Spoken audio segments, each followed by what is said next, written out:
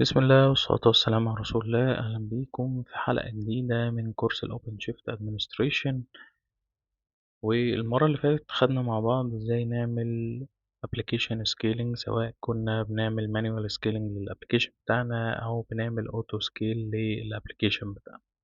طيب، المرة دي هناخد مع بعض ازاي نقدر نعمل Update للأبليكيشن. يعني ايه Update للأبليكيشن؟ يعني احنا ممكن يكون عندنا أبليكيشن اكتشفنا فيه Security Vulnerability، فمحتاجين إن إحنا نقفل ال security vulnerabilities دي أو نupdate باكج معينة في الأبليكيشن بتاعنا. فبنطلب من الديفلوبر إن هو create new container image للأبليكيشن بتاعنا، سواء بقى كان عنده bug سواء عنده security vulnerability، ويبتدي يبوش الايمج دي على الريجستري عندنا، ونقدر منها إن إحنا نعمل update للأبليكيشن بفيرجن جديدة من الايمج.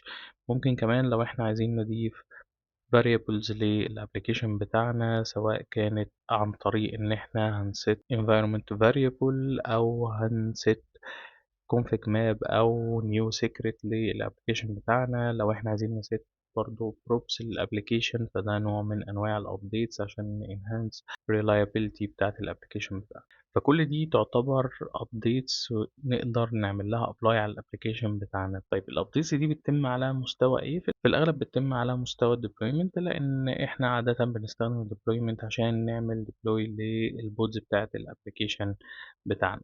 فالديبلويمنت بيكون عندها حاجة اسمها deployment strategy. الديبلويمنت strategy دي مهمتها ان هي define الاوبن شيفت هيتعامل ازاي مع الابلكيشن update. فبيكون عندنا نوعين من ال deployment strategies، حاجة اسمها rolling update وحاجة تانية اسمها recreate، وهناخد التفاصيل بتاعتهم دلوقتي حالا. لكن عايزين نعرف احنا فين بنقدر نسيت ال deployment strategy. بنلاقي ال deployment strategy دي موجودة تحت السبيك جوه ال deployment configuration file بتاعنا. تحت الاستراتيجي هنقدر نسيت تايب بتاع الاستراتيجي، يا اما recreate يا اما rolling update.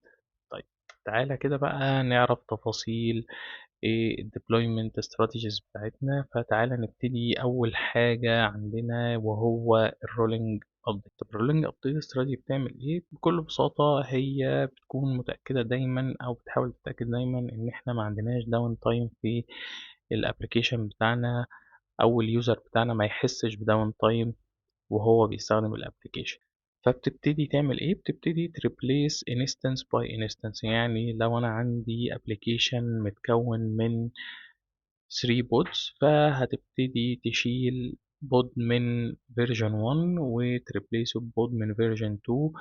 وبعدين لما تتأكد ان الابلكيشن شغال ببودز من فيرجن 1 وفيرجن 2 في نفس الوقت، هتبتدي تبدل البود اللي بعده واللي بعده وهكذا. طيب لو نفتكر مع بعض، واحنا دايما بنكريت ديبلويمنت بنقول له او سي كريت ديبلويمنت، وما كناش بنسبيسيفاي خالص استراتيجي. فبيكون الرولينج ابديت هو الديفولت استراتيجي. لو احنا ما عملناش سبيسيفاي لاي نوع من انواع الاستراتيجيز، بيكون الديفولت فاليو بتاعتها ان هي بتكون رولينج ابديت. طيب خلينا نبص مع بعض ايه اللي بيحصل او فعليا البروسيس بتمشي ازاي. مثلا لو احنا عندنا في المثال اللي موجود عندنا ده، احنا عندنا ابلكيشن والسيرفيس بتلود بالانس الترافيك بين البودز بتاعت الابلكيشن، ورحنا عملنا ابديت للايمج مثلا وبقت فيرجن 2 بدل فيرجن 1. فبكل بساطة الاوبن شيفت بيروح كرييت نيو ريبليكا ست، وجوه الريبليكا ست دي بيكرييت اول بود من البودز بتاعت فيرجن 2. بتكون ريبليكا ست شغالة بجانب الريبليكا ست الأساسية اللي هي شغالة على فيرجن 1. وبمجرد ما بيتأكد إن فيرجن 2 قادر يسيرف الترافيك للكاستمرز، فبيروح جاي محول الترافيك أو مفورورد الترافيك على البودز بتاعت فيرجن 2 ويشيله من بود من فيرجن 1. بعد كده بيمسح البود بتاع فيرجن 1 ده خالص، ويكريت كمان بود جديد من البودز بتاعت فيرجن 2 جوه الريبليكا ست الجديدة اللي هو عملها. وبرضه بيفضل مستني ان البود الجديد بتاع فيرجن 2 يكون قادر ان هو يسيرف الترافيك. طبعا بيتأكد من ده عن طريق ان احنا نكون عاملين ست الريدنس بروب. فونس ان هو اتاكد ان البود الجديد من فيرجن 2 قادر يسيرف الترافيك، بيبتدي يفورورد الترافيك عليه ويشيل الترافيك من البودز بتاعت فيرجن 1.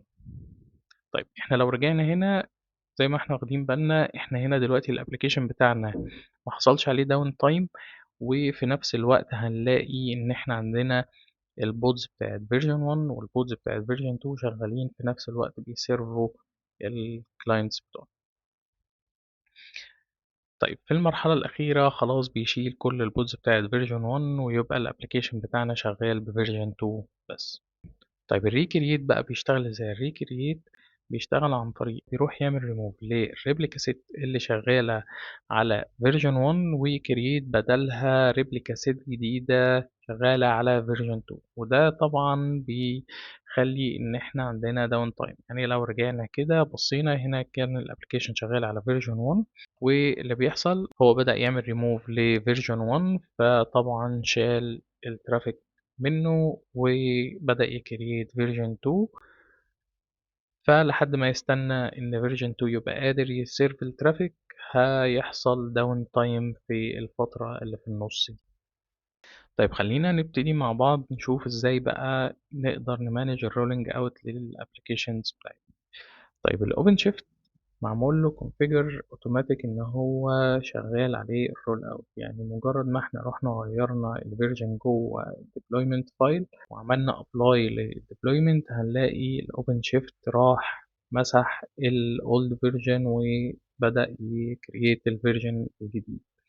مجرد ان احنا رحنا عملنا set لبروب، عملنا set ل environment variable، عملنا set لسيكريت جديدة عملنا لها inject في ال deployment بتاعتنا، هنلاقي اوتوماتيك بيحصل update للابليكيشن بتاعنا من غير ما نتدخل. طيب لو انا النهاردة عايز اعمل الحاجات دي كلها مع بعض واتأكد ان الاوبن شيفت لما هيجي يعمل رول اوت للابليكيشن هيعمل رول اوت للابليكيشن كله بتاعي بعد ما اكون خلصت خالص الموديفيكيشنز بتاعتي، فممكن اروح اقول له او سي رول اوت بوز للديبلويمنت بتاعتي، فهوقف رول اوت على الديبلويمنت بتاعتي لغايه ما اخلص كل الموديفيكيشن اللي انا عايز اعملها، وبعدين اقول له او سي رول اوت ريزيوم عشان يرجع يكمل الرول اوت ويرن الرول اوت.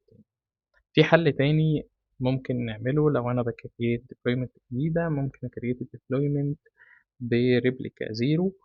مثلا انا بكريت ديبلويمنت من كوماند لاين، فهقول له او سي كريت ديبلويمنت، وبعدين عايز اسيت البروبس، فعايز بعد ما اخلص كرييشن للديبلويمنت اقول له او سي سيت بروب او او سي سيت فوليوم، وبعد كل ما اخلص الموديفيكيشن دي يبتدي يرن الابلكيشن. فالحل ده كان ان احنا واحنا بنكريت الديبلويمنت نضيف له نقول له داش داش ريبليكاز ونخلي الريبليكاز بتاعتنا بزيرو، ومجرد ما احنا نخلص الموديفيكيشنز بتاعتنا كلها نقدر نقول له او سي سكيل ونعدل عدد الريبليكاز للعدد اللي احنا محتاجينه، والاوبن شيفت هيبتدي يكريت البودز على حسب عدد الريبليكاز اللي احنا هنقولها له في الكومنت بتاع الاو سي سكيل. طيب لو احنا عملنا ابديت للابليكيشن بتاعنا وعايزين نرول باك، نقدر نرول باك ازاي؟ اول حاجه محتاجين نشوف الهيستوري بتاع الرول اوت اللي حصل، فنقدر نقول له او سي رول اوت هيستوري عشان نشوف الهيستوري، وبعدين نقدر نقول له او سي رول اوت اندو عشان ننفذ الرول باك. طب لو احنا عايزين نرول باك لفيرجن معينه، لان مجرد ما احنا هنقول له او سي رول اوت هيستوري هيطلع لنا عدد من الفيرجنز اللي حصل عليها ابديت، فنقدر نرجع لفيرجن معينة احنا عايزين نرجع لها. ولو عايزين نشوف الستيتس بتاعت الرول اوت بتاعنا فنقدر نقول له او سي رول اوت ستيتس للديبلويمنت بتاعي. طيب خلينا ناخد مع بعض ديمو سريع، وتعالى كده نقول له او سي جيت اول. هنلاقي عندنا هنا في deployment معمول لها create، تمام، والديبلويمنت دي معمولها اكسبوز على سيرفيس على بورت 8080 ومعمول في الاخر اكسبوز على راوت. طيب تعالى كده نقول له بي اي رولينج تيست، دي الديبلويمنت ودي الكونفيجريشن بتاع الديبلويمنت، تمام. الديبلويمنت اللي عندنا اسمها تيست، تمام، ومعمولة ب3 ريبليكاز. وهنا الاستراتيجي تايب بتاعها اللي هو رولينج ابديت، لان هو ده الديفولت. وهنا انا عامل مالتيبل اوف فيرجنز من الايمج دي، فعندنا فيرجن 1 وهنستخدم دلوقتي فيرجن 2 و 3 عشان نتست الرولينج ابديت بتاعنا ازاي بيحصل والبيهيفير بتاعه بيكون عامل ازاي. وهنا انا عامل configuration للريدنس بروب عشان نتأكد ان ما يبقاش عندنا داون تايم في الابليكيشن. وتعالى نedit هنا الفيرجن لفيرجن 2. تمام.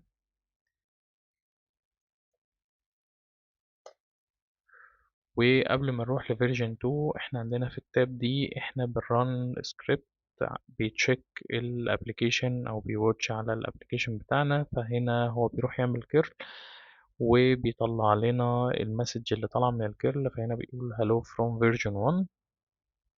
فتعالى كده نابلاي. احنا عدلناه الفيرجن 2. تعالى نواتش الابليكيشن بتاعنا، فهنلاقي ان احنا عندنا فيرجن 1 هيفضل شغال لحد ما هيرجع يشتغل بفيرجن 1 وفيرجن 2. لو خدنا بالنا هنا عندنا فيرجن 2 اهو اشتغل في نفس الوقت اللي فيرجن 1 شغال فيه، فبقى عندنا فيرجن 2 وفيرجن 1 شغالين في نفس الوقت. وده البيهيفير اللي احنا كنا متوقعينه من الرولينج ابديت استراتيجي. طيب ده هيفضل لحد امتى؟ هيفضل لحد ما نلاقي فيرجن 2 بقى شغال لوحده بس من غير فيرجن 1. فهنا لو رجعنا وقلنا له get replica sets، فهنلاقي عندنا ان احنا عندنا لكل ابديت بيحصل بيكون عندنا ريبليكا سيت جديدة. فدي اخر ريبليكا سيت شغالة دلوقتي ولسه معمولة من 6 دقايق عشان دي اللي هي شغالة على فيرجن 2. طيب تعالى كده نابديت الفايل بتاعنا ونحاول ان احنا نغير الرولينج ابديت دي لريكرييت.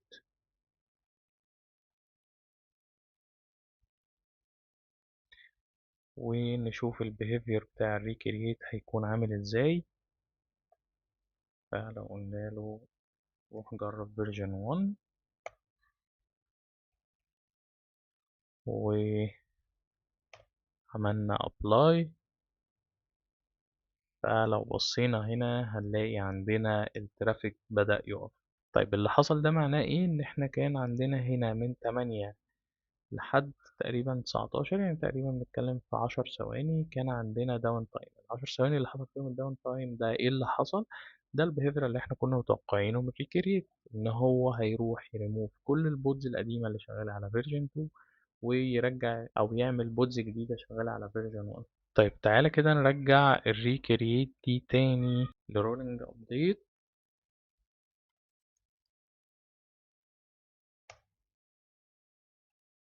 وتعالى نابلاي. خلينا ماشيين على default behavior. وتعالى انا عايز دلوقتي اروح على version 3. سوري انا ما عملتش apply لفيرجن 3، انا عملت بس update للmanifest file. المفروض كده هيبتدي apply. طيب كده الابلكيشن بتاعنا بدأ يسويتش على version 3. وهنلاقي لو عملنا zero load هنلاقي ان احنا عندنا بقى في فيرجن جديدة اتضافت للهيستوري. كده الابليكيشن بتاعنا شغال على فيرجن 3. طيب تعالى كده بقى نقول له بدل OC rollout history نقول له OC rollout undo ونشوف اللي هيحصل. وممكن نقول له OC rollout status.